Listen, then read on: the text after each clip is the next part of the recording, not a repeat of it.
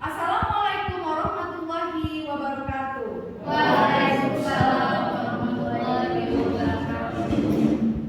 Bapak Ibu guru hebat SMP Swasta Ki Hajar.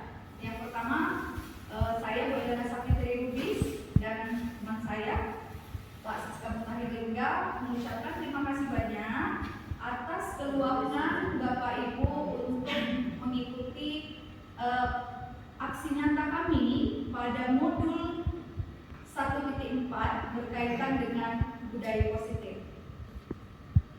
Bapak Ibu, kali ini kami akan mensosialisasikan materi yang sudah kami pelajari berkaitan dengan budaya positif. Insya Allah budaya positif ini bisa sama-sama kita terapkan kepada peserta didik kita semua.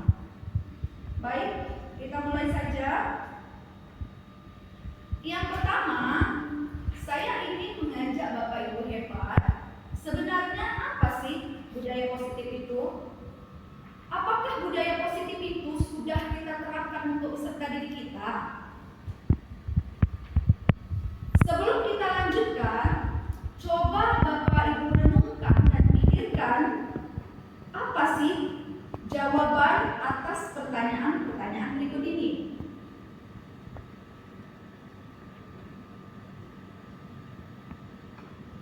Pertanyaan pertama, mengapa sekolah harus menegakkan kedisiplinan? Kemungkinan jawaban untuk Bapak Ibu, menciptakan lingkungan belajar yang optimal, mendukung perkembangan akademik dan pribadi siswa, serta mempersiapkan siswa kita untuk sukses di masa depan. Pertanyaan kedua, mengapa kita memiliki peraturan tentang penggunaan helm pada saat mengendarai kendaraan roda 2 atau mengendarai motor? Tentu saja jawaban secara umum itu adalah untuk keselamatan.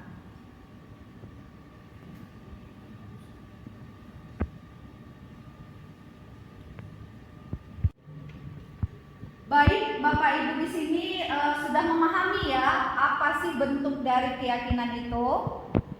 Mengapa siswa kita perlu untuk kita berikan pemahaman tentang keyakinan itu? Oke, pertanyaan saya selanjutnya Bapak Ibu, apakah peraturan itu sama dengan keyakinan? Mungkin saya persilakan kepada Bapak Ibu dari penjelasan saya tadi mungkin bisa memberikan pendapat atau masukan. Menurut Bapak Ibu, apakah peraturan itu sama dengan keyakinan?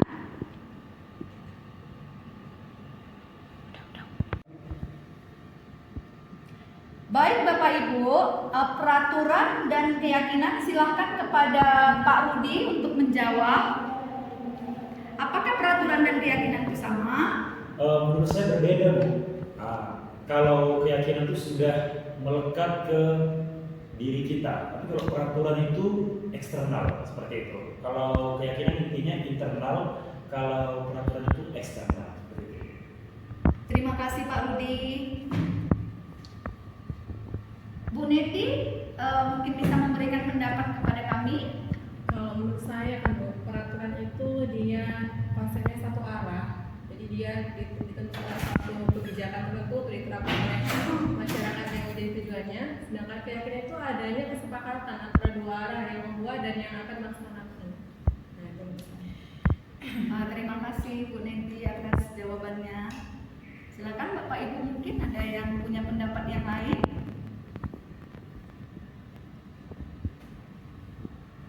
Pak Ragil. Ya, terima kasih kesempatannya Bu Heli. Kalau menurut saya hampir sama ya seperti Bu Neti dan Pak Rudi.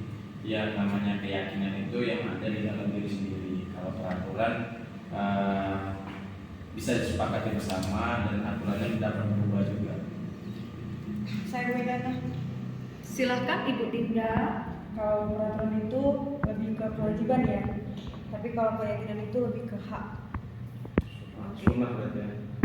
Terima kasih Bapak Ibu guru hebat, Bu Dinda, Bu Neti, Pak Rudi, dan Pak Ragil atas jawabannya. Sekarang kita akan menemukan jawabannya. Apakah peraturan itu sama dengan keyakinan? Jawabannya adalah beda. Alhamdulillah Bapak Ibu semua tadi sudah menjawab dengan jawaban yang sama, yaitu beda. Peraturan merupakan nilai-nilai kebajikan yang bersifat satu arah dan biasanya tanpa ada diskusi sebelumnya. Ini ya Bapak Ibu, yang dinamakan dengan peraturan tidak ada diskusi sebelumnya dengan murid kita. Sedangkan keyakinan itu adalah nilai-nilai kebajikan yang disepakati berdasarkan hasil diskusi untuk membentuk keyakinan tertentu. Jadi kalau saya simpulkan, yang dinamakan dengan peraturan itu kita tidak butuh pendapat dari siswa karena demi kebaikan. Sedangkan keyakinan itu kita butuh diskusi untuk siswa untuk kebaikan bersama. Baik Bapak Ibu, di sisi sebelah kanan saya ada dua pernyataan yang berbeda.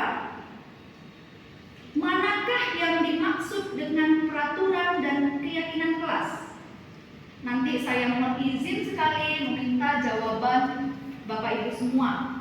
Menurut Bapak Ibu, yang manakah yang dikategorikan sebagai peraturan dan yang manakah yang kita kategorikan sebagai keyakinan?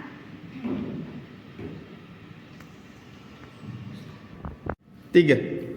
Oke, terima kasih atas jawaban Bapak Ibu yang beragam. Berarti Bapak Ibu semua sepakat ya bahwasanya peraturan dan keselamatan itu adalah termasuk nilai-nilai kebaikan atau di dalam bahasa CGP dinamakan sebagai nilai-nilai kebajikan. Baik Bapak Ibu, nilai-nilai keselamatan atau kebaikan inilah yang disebut sebagai suatu keyakinan, yaitu nilai-nilai kebajikan universal yang disepakati secara tersirat dan tersurat lepas dari latar belakang suku, negara, bahasa maupun agama. Artinya di sini semua kita sepakat dengan yang namanya keyakinan. Keyakinan itu merupakan nilai-nilai kebajikan yang setiap suku, setiap agama, setiap ras mengakui kalau itu benar-benar kebaikan. Nah, demikian juga dengan murid-murid kita Bapak Ibu. Mereka perlu memahami dan mendengarkan sesungguhnya peraturan-peraturan yang kita terapkan di sekolah. Apa sih nilai-nilai kebajikan di balik peraturan tersebut? Apa tujuan utamanya sehingga siswa kita harus memahami nilai-nilai kebajikan tersebut? Baik Bapak Ibu guru hebat, alhamdulillah tidak terasa sudah hampir cukup lama kita ya mengikuti budaya positif dari saya Ibu Elena Sapitri Lubis, calon guru penggerak angkatan 10. Terima kasih atas respon antusias Bapak Ibu menjawab beberapa pertanyaan dari saya. Mudah-mudahan apa yang saya sampaikan tadi bisa bermanfaat untuk kita semua dan bisa kita terapkan kepada anak didik kita demi kemaslahatan anak didik kita. Demikian, assalamualaikum warahmatullahi wabarakatuh. Waalaikumsalam.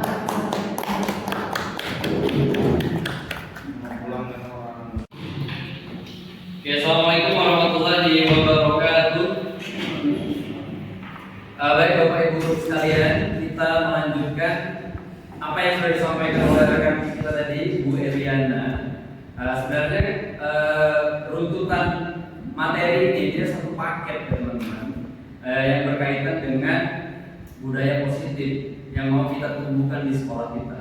Jadi kita sudah dapat sedikit gambaran tentang bagaimana membuat keyakinan kelas. Jadi kita sudah dekat nih dengan tahun ajaran baru. Diharapkan setiap kita ketika kita mengawali pembelajaran, kita buat keyakinan kelas di kelas kita yang kita ajar masing-masing. Semoga bisa kita terapkan. Nah, untuk kali ini teman-teman, saya akan membahas tentang beberapa teori. Di sini ada teori motivasi, hukuman dan penghargaan, dan kemudian restitusi. Nanti kita juga akan memahami tentang posisi kontrol dari seorang guru dan posisi apa yang kita harapkan agar kita bisa menjadi guru yang benar-benar memberikan hal terbaik kepada murid-murid kita. Nah, berdasarkan teori motivasi, hukuman dan penghargaan, dan restitusi, ada 3 hal ya, Bapak Ibu sekalian. Setiap orang, jika kita mau melakukan sesuatu, biasanya tidak terlepas dari 3 hal ini. Yang pertama, kenapa kita melakukan sesuatu? Pasti motivasinya bisa jadi menghindari ketidaknyamanan atau menghindari hukuman. Contoh, saya kenapa harus datang tepat waktu ke kantor, ke sekolah? Bisa saja motivasi saya yang pertama yaitu supaya menghindari ketidaknyamanan atau menghindari hukuman dan lain sebagainya. Nah, itu adalah motivasi terendah di antara 3 motivasi berikut. Yang kedua adalah untuk mendapatkan imbalan atau penghargaan dari orang lain. Kenapa saya harus datang tepat waktu? Karena saya diberi imbalan atau saya diberi penghargaan dari orang lain. Nah, yang kita harapkan adalah motivasi yang ketiga, Bapak Ibu sekalian, yaitu menjadi orang yang mereka inginkan dan menghargai diri sendiri dengan nilai-nilai yang mereka percaya. Artinya, motivasi yang kita lakukan, kenapa saya datang tepat waktu ke sekolah, itu bukan dari eksternal, tapi dari internal kita. Kita menyadari, kita meyakini, kita termotivasi hadir datang tepat waktu ke sekolah karena memang itu baik untuk kita. Kita jadi orang yang disiplin, bukan karena mengharapkan imbalan atau penghargaan dari orang lain, dan juga bukan menghindari ketidaknyamanan atau hukuman. Ya, berikutnya Bapak Ibu, terkait dengan murid kita harus mengetahui kebutuhan dasar manusia. Teori kebutuhan dasar manusia di sini ada 5, ya. Yang pertama adalah bertahan hidup, kemudian kasih sayang dan rasa diterima, kemudian kebebasan, penguasaan dan kesenangan. Jadi setiap kita yang hidup di dunia ini pasti memiliki 5 kebutuhan dasar ini. Menurut Dr. William ya. Jadi kita bertahan hidup, kemudian kasih sayang dan rasa diterima, penguasaan, kebebasan dan kesenangan. Kenapa kita perlu tahu 5 kebutuhan dasar manusia ini? Itu yang sering kita hadapi pada siswa-siswa kita. Kenapa siswa si A mungkin tidak fokus belajar dengan kita? Kenapa siswa si B selalu setiap dalam pembelajaran kita nilainya tidak pernah baik, atau dia tidak pernah memperhatikan kita dan seterusnya? Mungkin dari 5 kebutuhan dasar ini ada yang belum terpenuhi, atau salah satunya tidak terpenuhi, sehingga itulah yang menyebabkan dia tidak fokus dalam belajarnya atau tidak bisa mendapatkan nilai terbaik di kelas kita. Baik Bapak Ibu sekalian, tadi ada 5 kebutuhan dasar, ya. Seluruh tindakan manusia itu memiliki tujuan tertentu dan semua yang kita lakukan adalah usaha terbaik kita untuk mendapatkan apa yang kita inginkan. Termasuklah 5 kebutuhan dasar tadi. Sekarang Bapak Ibu, saya kasih ilustrasi. Kemudian nanti Bapak Ibu sebutkan kebutuhan apa yang sedang berusaha dipenuhi oleh anak ini. Ini ada situasi si Bimo, seorang anak TKB, selalu berlari keluar kelas menuju jalan raya di depan sekolahnya yang ramai dengan kendaraan. Nah, tingkahnya membuat guru Bu Ani bingung dan seringkali lari mengejarnya. Jadi ada beberapa kemungkinan jawaban yang diberikan Bimo. Nah, dari jawaban tadi Bapak Ibu, saya mau tanya nanti, kira-kira kebutuhan dasar apa yang ingin dipenuhi oleh si Bimo itu? Ya, silakan Bapak Ibu. Kalau jawaban Bimo seperti ini, aku senang main kejar-kejaran dengan ibu guru, seru. Kira-kira kebutuhan dasar yang mana yang ingin dipenuhi si Bimo? Tadi kondisinya, kalau saya ulangi, si Bimo ini anak TK, dia berlari keluar kelas menuju jalan raya. Kemudian Bu Ani itu bingung seringkali mengejarnya, dan beberapa mungkin jawabannya itu yang pertama misalnya tadi ketika ditanya, Bimo kenapa kamu lari? Aku senang main kejar-kejaran dengan ibu guru, seru. Kalau jawaban Bimo seperti itu, kalau kita identifikasi, kira-kira kebutuhan dasar apa yang ingin dipenuhi oleh si Bimo? Silakan Bapak Ibu. Kesenangan, Ya, Bu Ria. Kesenangan, cinta dan kasih sayang. cinta dan kasih sayang. Terima kasih Bu Ria. Ada lagi yang lain? Pak Rizky? Menurut saya kebebasan. Kebebasan. Oke, coba kita lihat ya Bapak Ibu. Ya, jadi kebutuhan yang ingin dipenuhi oleh si Bimo ketika jawabannya tadi adalah aku senang main kejar-kejaran dengan ibu guru adalah kebutuhan kesenangan. Nah, kira-kira kalau jawabannya seperti ini, gimana Bapak Ibu? Ibu kejar aku karena ibu guru sayang aku. Jadi dia menganggap ketika dikejar oleh ibu gurunya, dia itu disayang. Kira-kira kebutuhan apa? Kebutuhan dasar apa yang ingin dia penuhi? Cinta dan kasih sayang. Kita cek ya Bapak Ibu. Iya, cinta dan kasih sayang. Berikutnya, aku hebat kan? Bisa bikin ibu guru kejar aku. Nah, kalau jawabannya seperti itu, kira-kira Penguasaan. apa yang ingin dia capai? Oke, penguasaan? Iya, penguasaan Bapak Ibu. Berikutnya, aku bosan belajar mewarnai terus dalam kelas. Makanya keluar kelas. Kira-kira kebutuhan apa? Iya, kebebasan. Nah, alhamdulillah ya Bapak Ibu. Jadi sampai di sini sudah bisa menganalisa. Misalnya ada murid kita, kemudian kita analisa kebutuhan apa yang ingin dia penuhi dari respon yang dia sampaikan. Oke. Ya baik Bapak Ibu, kita ke materi berikutnya. Nah, ini adalah posisi kontrol restitusi. Posisi kontrol restitusi. Ya. Ada 5 posisi kontrol restitusi.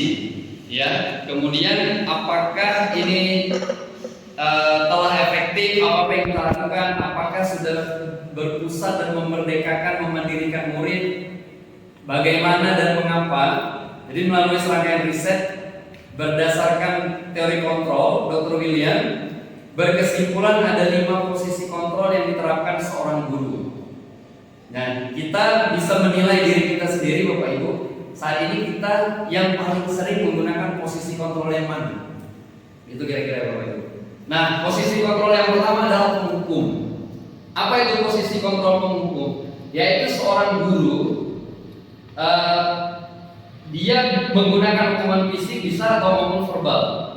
Orang-orang yang menjalankan posisi penghukum ini senantiasa mengatakan bahwa sekolah memerlukan sistem atau alat yang dapat lebih menekan murid-murid lebih dalam lagi. Jadi guru-guru yang menerapkan posisi penghukum ini ciri-cirinya biasanya dia bilang patuhi aturan saya atau awas. Kemudian kamu selalu saja salah. Pasti selalu yang terakhir selesai. Jadi kata-kata yang sering kita mungkin tidak sadari kita keluarkan, kalimat-kalimat seperti ini, berarti kita sudah termasuk guru di posisi penghukum. Ya, posisi kontrol sebagai guru penghukum. Gitu. Jadi guru seperti ini senantiasa percaya hanya ada satu cara agar pembelajaran bisa berhasil, yaitu dengan cara diam. Gitu ya, teman-teman. Oke. Kemudian apa hasilnya? Guru dengan posisi kontrol guru penghukum itu kemungkinan adalah murid itu marah dan murid itu mendendam atau malah murid itu bersifat agresif. Bisa jadi sesudah kembali duduk murid tersebut akan mencoret-coret bukunya atau meja, ya. Kemudian lebih buruk lagi sepulang sekolah murid melihat motor atau mobil bapak ibu guru dan akan menggores kendaraan tersebut dengan paku dan lain sebagainya. Jadi mungkin posisi itu yang paling kita hindari sekarang di era pembelajaran sekarang itu. Posisi kontrol yang kedua yaitu pembuat merasa bersalah. Nah, coba kita sadari sama-sama.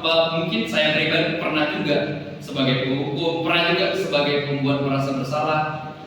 Nah, pada posisi ini biasanya guru akan bersuara lebih lembut. Ya, pembuat merasa bersalah akan menggunakan keheningan yang membuat orang lain merasa tidak nyaman, bersalah, atau rendah diri. Kata-kata yang keluar dengan lembut, tapi membuat si murid itu merasa bersalah. Misalnya, ibu sangat kecewa sekali dengan kamu. Kata-kata seperti itu. Berapa kali Bapak harus memberitahu kamu ya? Gimana coba? Kalau orang tua kamu tahu, kamu berbuat begini, dan seterusnya. Itu artinya kan membuat si murid itu dalam posisi bersalah. Nah, hasilnya apa, teman-teman? Nah, murid akan merasa bersalah pastinya. Kemudian mengecewakan ibu atau bapak gurunya. Murid akan merasa menjadi orang yang gagal dan tidak sanggup membahagiakan orang lain. Jadi sudah ada dua posisi kontrol tadi. Mungkin yang selama ini tidak kita sadari, sering juga kita lakukan. Dua posisi kontrol itu yang perlu dihindari, ya, yang sangat perlu dihindari. Kemudian posisi kontrol yang ketiga, yaitu posisi sebagai teman. Jadi guru pada posisi ini tidak akan menyakiti murid, namun akan tetap berupaya mengontrol murid melalui persuasi. Dia tidak menyakiti, tidak membuat merasa bersalah, dia melalui persuasi. Tetapi pada posisi teman ini, guru juga bisa berbuat negatif ataupun positif. Positif di sini misalnya hubungan baik terjadi antara guru dengan murid. Tetapi kadang-kadang juga lebih banyak posisi negatifnya. Nah, ciri-cirinya misalnya guru seperti ini, ayo bantulah demi bapak, demi ibu ya. Ayo ingat tidak bantuan bapak selama ini. Ya sudah, kali ini tidak apa-apa, nanti ibu bantu bereskan dan seterusnya. Jadi hal negatif dari posisi teman adalah bila suatu saat guru tersebut tidak membantu, maka si murid akan kecewa. Kemudian dia berkata, mungkin saya pikir bapak ibu itu teman saya, ternyata tidak. Tapi dia murid itu punya ketergantungan kepada si gurunya, karena dia sudah menganggap sebagai teman. Hasilnya murid akan merasa senang dan akrab dengan guru. Ini termasuk dampak positif. Hanya saja di sisi negatif murid menjadi tergantung pada guru tersebut. Jadi bila ada masalah dia merasa bisa mengandalkan gurunya. Jadi dia tidak mengandalkan dirinya sendiri. Jadi yang pertama tadi penghukum, posisi kontrolnya, kemudian pembuat merasa bersalah, dan yang ketiga adalah posisi sebagai teman. Nah, dua yang terakhir ini Bapak Ibu yang kita harapkan bisa kita miliki sebagai guru. Minimal pemantau. Apa itu pemantau? Memantau berarti mengawasi. Pada saat kita mengawasi, kita bertanggung jawab atas perilaku orang-orang yang kita awasi. Posisi pemantau berdasarkan pada peraturan-peraturan dan konsekuensi. Dengan menggunakan sanksi atau konsekuensi, kita dapat memisahkan hubungan pribadi kita dengan murid. Sebagai seorang yang menjalankan posisi pemantau, pertanyaan yang diajukan seorang pemantau biasanya, peraturannya apa? Apa yang telah kamu lakukan? Sanksi atau konsekuensi apa? Jadi dia patokannya terhadap apa-apa yang sudah ada peraturannya, apa-apa yang sudah disepakati. Nah, kalau si muridnya melanggar, dikembalikan ke peraturan dan seterusnya. Walaupun ini juga bukan yang paling kita harapkan. Jadi posisi yang paling kita harapkan sebagai guru ini adalah sebagai manajer. Apa itu manajer? Yaitu posisi terakhir, posisi di mana guru berbuat sesuatu bersama dengan murid, mempersilahkan murid mempertanggungjawabkan perilakunya, mendukung murid agar dapat menemukan solusi atas permasalahannya sendiri, dan seorang manajer telah memiliki keterampilan di posisi teman maupun pemantau. Artinya, sebelum kita sebagai seorang guru memiliki posisi sebagai manajer, kita sudah memiliki keahlian sebagai posisi teman dan posisi pemantau. Nah, di akhirnya nanti Bapak Ibu di posisi manajer ini kita biasanya menggunakan restitusi untuk mengatasi masalah-masalah yang dihadapi oleh siswa. Itu ya Bapak Ibu. Nah, ada tiga sisi segitiga restitusi itu. Yang pertama di sini adalah menstabilkan identitas. Kemudian yang kedua, validasi tindakan yang salah, dan kemudian yang ketiga adalah menanyakan keyakinan. Bapak Ibu, Nanti Bapak Ibu saya kirimkan beberapa dialog permasalahan yang dihadapi oleh siswa. Nanti kira-kira Bapak Ibu bisa menganalisa dari sisi mana yang disebut dengan menstabilkan identitas, kemudian yang mana yang disebut dengan validasi tindakan yang salah, dan yang mana yang disebut dengan menanyakan keyakinan. Jadi pada konsepnya diharapkan semua kita sebagai pendidik mampu menempatkan diri sebagai guru dengan posisi control manager, kemudian bisa menyelesaikan masalah-masalah yang dihadapi oleh siswa, khususnya tentang kedisiplinan dan lain-lain, yaitu dengan segitiga restitusi. Ya, harapannya itu Bapak Ibu, mudah-mudahan apa yang kami sampaikan ini bisa berdampak terutama kepada siswa kita. Terima kasih banyak atas waktu yang sudah diluangkan. Mudah-mudahan kita menjadi orang yang terus mau belajar dan bisa sukses membawa anak-anak kita berhasil tentunya di masa depan. Itu saja, lebih dan kurang saya mohon maaf. Wassalamualaikum warahmatullahi wabarakatuh. Apakah kita perlu aktif dalam KBM? Kenapa? Kenapa kita harus aktif dalam belajar? Antara guru dengan kamu sebagai siswa, perlunya kita untuk membuat kesepakatan yang ujung-ujungnya nanti menjadi sebuah keyakinan. Di antara kebajikan atau kebaikan ini ada tidak yang tidak setuju dan mengapa? Aktif dalam kegiatan belajar mengajar atau KBM? Kenapa?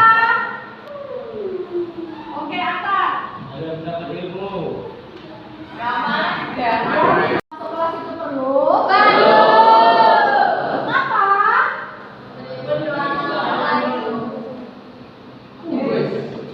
Kenapa perlu mengucapkan salam? Biar sopan, Bu. Sopan, berikan